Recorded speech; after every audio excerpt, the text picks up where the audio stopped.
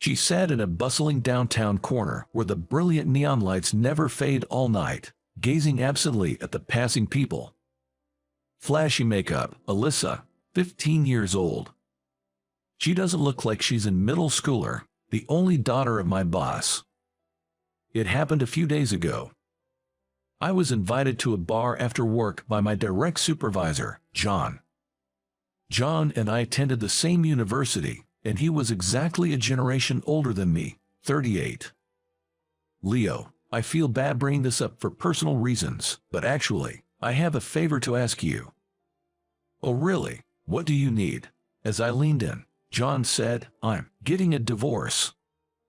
John married his age mate when he was 23. It was a shotgun wedding. They were happily married in their 20s. However, entering their 30s, disputes between the couple, mainly revolving around their only daughter Alyssa, increased. John is rather permissive.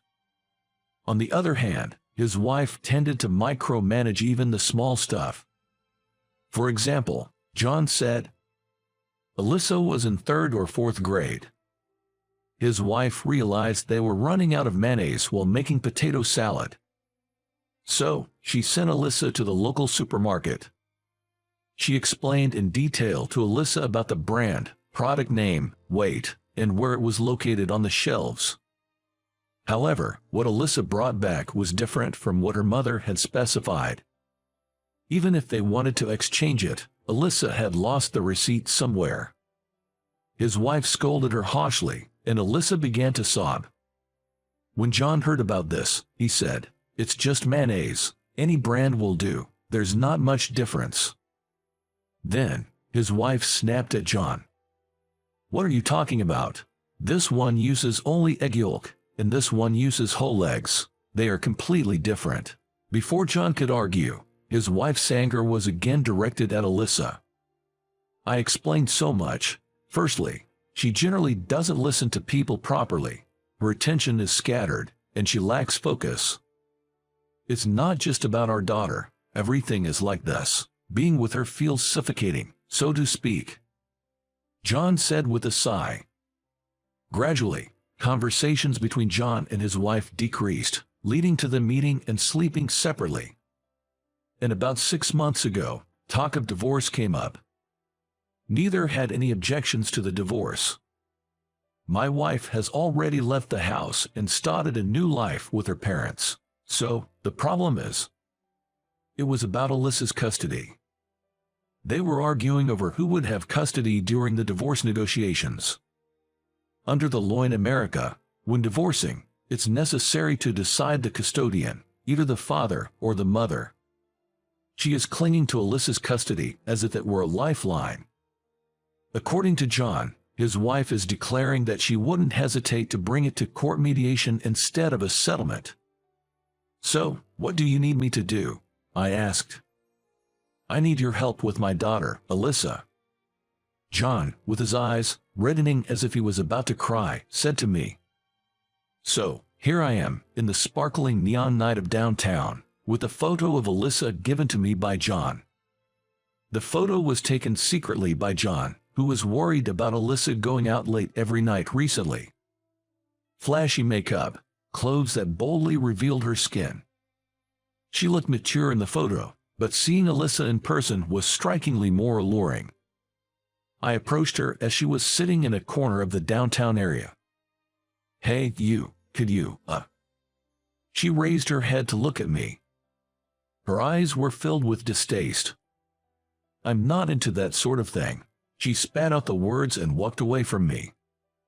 John's request to me was to stop Alyssa from, well, roaming around or hanging out every night. Alyssa's behavior started to change after John's wife left home. She continued going to middle school but quit her tutoring classes on her own. She would lock herself in her room at home and didn't talk to John. They hardly saw each other.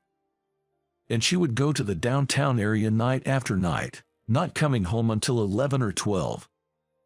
John was genuinely worried about his daughter, Alyssa. And another concern was the impact of Alyssa's misconduct, if it continues, on the custody battle during the divorce. In divorce mediation, decisions about custody are made by evaluating which parent has more love, financial stability, and caregiving ability. Currently, his wife lives in her parents' house and has a full-time job. There is no financial issue, and her parents are there to look after Alyssa when her mother is at work. On the other hand, John has no financial problem, but if Alyssa continues to reject him and stays out late, his caregiving ability will be questioned, putting him at a considerable disadvantage. John was also losing his confidence as a father. I think it's futile for me to talk to her directly. I think she won't listen, but I also can't force her. Thus, he asked me, who has a middle school teaching certificate and tutored students during college, to persuade Alyssa. The time limit was 1 month until the next divorce consultation. Since then, I've been visiting the downtown area every night after work, trying to make contact with Alyssa. Thinking that revealing I was asked by her father would be counterproductive, I hid my real identity from Alyssa. She was often with girls her age, so it was hard to find the right timing to approach her. So, I started by letting her recognize my face, pretending to be hanging around a little far from where she could see and occasionally glancing at her. Even so, this is risky. She doesn't look like a middle schooler at all. If I had met her in this town by accident without knowing she was Alyssa, I accidentally swallowed my saliva and shook my head to dispel the improper thoughts. In hindsight, I seemed suspicious to Alyssa and the other girls.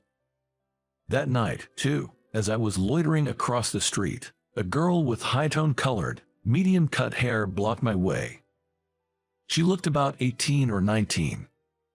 "What's your business with that girl?" Her voice was unexpectedly intimidating. Seeing me flustered, she said, "You don't look like a patrol officer, so, do you have any business with her?" I said no and ran away.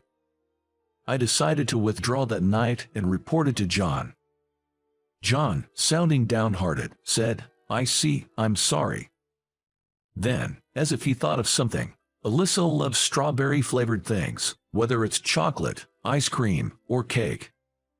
He suggested using strawberry sweets to start the conversation. It was the 14th day since I started visiting the downtown area where Alyssa hangs out. Finally, the chance came. That night, I went straight there from my office. Alyssa was alone. The girl with the high-tone medium cut wasn't there either. I hastily bought 2 strawberry-flavored cream puffs at a nearby convenience store and ran to where she was. "Do you want this?" Alyssa glared at me. I held out the cream puff to her. Alyssa's eyes brightened for a moment. Then, turning her face half away, she snatched the cream puff from my hand and took a silent bite. I sat down next to her. "Why do you come here every evening?" I asked, and took a bite of my cream puff, too. "What about you?" "Me, I'm just killing time." Alyssa glanced at me sideways and continued to eat her cream puff. "I don't think it's good." As I started to say that, she swiftly stood up. "Thanks for the treat," she said, about to turn her back to me. "Aren't your father worried about you?" Alyssa turned around and looked straight at me. "That's what this is about." "What do you mean?" Alyssa pointed near the left side of my chest. I came straight from work, so I was still in my suit. On the left collar of that suit, where she pointed, a company badge was shining. "You work at the same company. My parents sent you to watch over me." I quickly grabbed her arm. Then, I told her about how John, as her father, was worried about her, and how if things continued this way, there might be a chance they can't live together. "Your father believes you won't listen to him, that's why he sought my help," with tears in his eyes. She shook off my hand and disappeared into the city crowd. I trailed her and searched around for a while. When I returned to the original spot, she was nowhere to be found. "So, it was you." I turned around to that voice. It was the high-toned woman I mentioned earlier. "You seem persistent, but whatever. If you are looking for Ailey, she is with me. What is Alyssa saying? When I asked, clinging on, the high-toned Rachel replied with an exasperated face. Everyone has their own issues. That's all there is to it. I don't know anything else. That's irresponsible. When I said that, she snorted. But I have promised to send Ailey home before the last train, so I will ensure she gets home by then. Rachel said that and jerked her chin, urging me to leave. I called John. I reported that my true identity had been revealed, leaving John disappointed.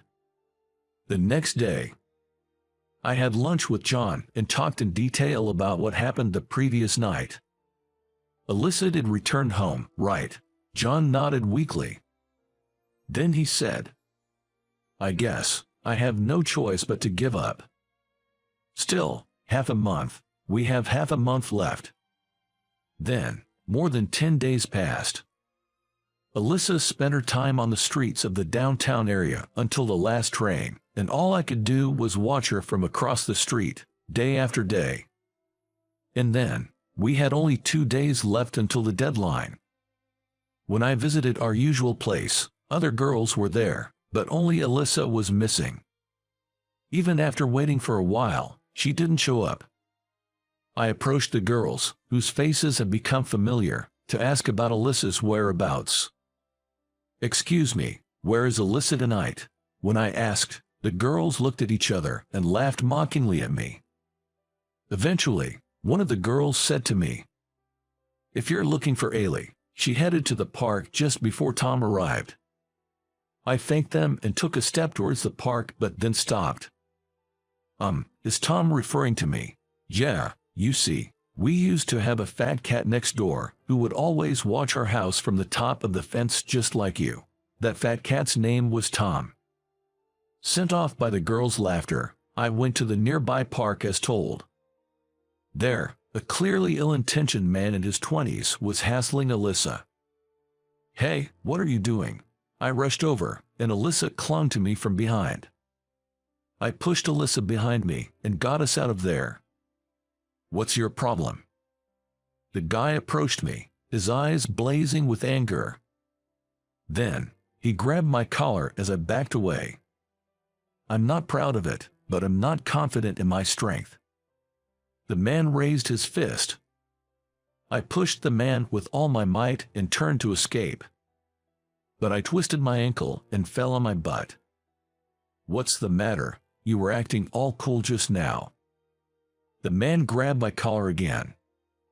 At that moment I thought I was going to get hit. He let go of me. And then, he ran off as fast as he could. I turned my head to the opposite direction from where the man ran. Then, led by Rachel, the girls who call me Tom and some shady-looking guys I've seen in the downtown area were running towards me. What happened to you? Alyssa had gone to call for help, and in no time, Rachel had gathered acquaintances from downtown to come to our aid. Hey, Ailey, Rachel called Alyssa and ordered a cab to take us home together. I suggested going to John's house, but she wouldn't hear of it. Eventually, Alyssa came to my room. Do you have any band-aids or something? When we got to my room, Alyssa asked. When I said no, she dashed out to a convenience store. While Alyssa was out, I called John. At your place, tonight. Yes. The last train's already left. If she stays over, we can talk about various things. John seemed a bit bewildered. By the way, she hasn't gotten into stuff like that, has she? I, feeling agitated, asked what he was referring to. I mean, booze and cigarettes. If my daughter has dabbled. Oh, that doesn't seem like it. I wondered why I was flustered. What did he mean by that? I was confused myself. Soon after ending the call with John, Alyssa came back home. Excitedly, she had a convenience store bag in one hand. Here, I bought them. First off, I'm a bit hungry, so this, a strawberry-flavored cream puff. The same one I bought her before. Plus, potato chips. Some chicken. for drinks, strawberry milk for her and canned coffee for me.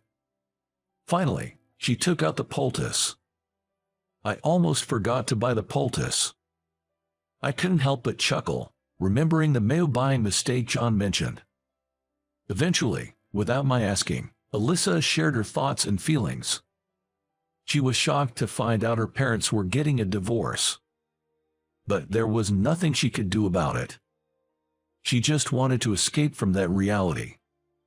So, to distract herself, she went out to that bustling town, almost like she was cosplaying. She researched divorce on her own, too. After all, Dad and Mom just want custody, don't they? Those were heavy words. Indeed, I thought it might be the parent's ego, wanting to become the custodial parent. And again, when brought to divorce mediation, if there's a minor over 15 between the spouses, a confirmation of the child's wishes, directly, as to which parent they prefer, is always conducted. It was terrible. Both Dad and Mom had their flaws, but the things I loved about them were much more, for both. And then to be told, choose because we are getting divorced. It's impossible. Alyssa screamed her pent-up feelings and jumped into my arms crying. The next morning, John came to pick her up in his car. After putting Alyssa in the car, John asked me secretly if we had talked. I nodded. And I asserted. But whether it's to you, or your wife, or the court, or anyone else, it's secret, what I heard from Alyssa. At the very least, I thought I should not disclose which parent she would choose until she decides herself.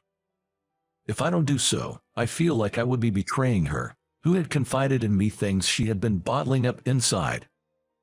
Alyssa stopped going to the bustling town from that day. John and his wife's divorce discussions broke down, and mediation was indeed initiated. When the court investigator asked Alyssa about her preference, she chose her father, John. The mediator respected her wish and awarded custody to John. His wife reluctantly accepted this, and the divorce was finalized. Later, she contacted me and told me why she chose John. Because Mom has both grandparents, and first and foremost, she's reliable. In contrast, Dad is hopeless when he's alone. Alyssa and I kept in touch for a long time. We met in person a few times a year. Close, but not too close. That's how our relationship was for about 7 years. I was 33, and Alyssa was 22. What's this serious talk about? As soon as we sat down at the pub, John said, "It's been a while since I drank with John since I moved apartments. I was the one who invited him. It had been a long time since I came to this city at night. The busy district that 15-year-old Alyssa used to visit night after night. Alyssa chose and booked this place. Actually, Alyssa will be here soon." John, looking surprised, opened his eyes wide. Suddenly, a large mug of beer was rudely placed on the table. "Hey, we haven't ordered yet," I told the young waitress who brought the beer. Then, that waitress acted as if it was just a courtesy and paid no attention. "Actually, I have been dating Alyssa." I only said it bluntly and gulped down the courtesy beer. John also sipped his beer, still in shock. "Judging from Dad's reaction, you've already told him," Alyssa arrived and said as she sat next to me. Then, the same waitress came and placed a strawberry cooler in front of Alyssa as a courtesy. She just stood there without moving. "Hey, Ailey, shouldn't we have ordered before discussing?" I looked closely at the face of the waitress who said that. "This is that Rachel." While I was surprised, Rachel winked at me. I nodded and beckoned and whispered a few words to Rachel, who came closer. "Since when, you guys?" I explained to John how even after it was decided that he would be the guardian of 15-year-old Alyssa, we kept in touch. And I confessed my feelings to Alyssa recently, and she accepted. Because he was always there for me when I was in pain, struggling, sad, and also when I was happy. John said he understands, with tears in his eyes. Have you already told your mom? Alyssa replied, not yet. Even after John officially divorced, Alyssa and her mother met whenever they wanted to.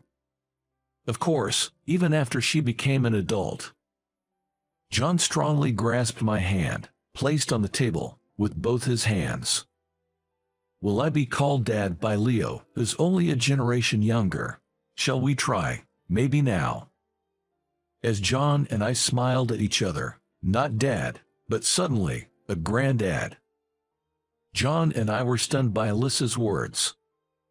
Hey, come on, both of you. I'm just kidding. It's obviously a joke. The three of us burst into laughter. Can we serve the food now? I had them wait as requested. John said, all right, let's eat, let's drink, and patted my shoulder several times.